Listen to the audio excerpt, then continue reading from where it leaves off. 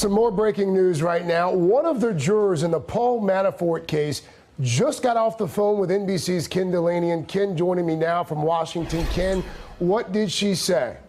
Her name is Paula Duncan, Craig, and this was one of the most interesting interviews I've conducted in a long time because she is a bundle of contradictions.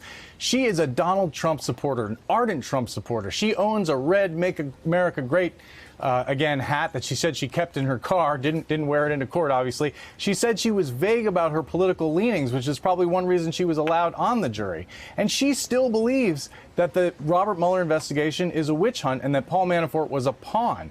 But she said the evidence was overwhelming that Manafort was guilty. And she said that 11 of 12 jurors wanted to convict him on all counts, all 18 counts against him.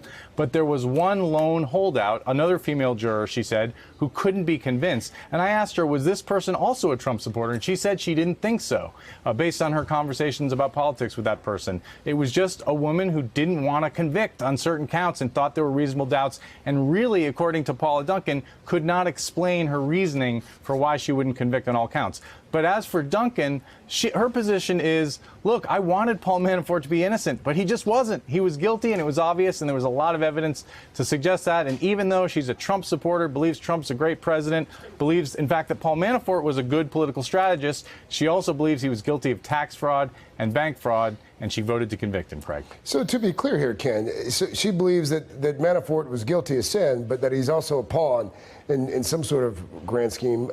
But I think I also hear you saying that you had a bunch of jurors sitting around talking about their politics as well?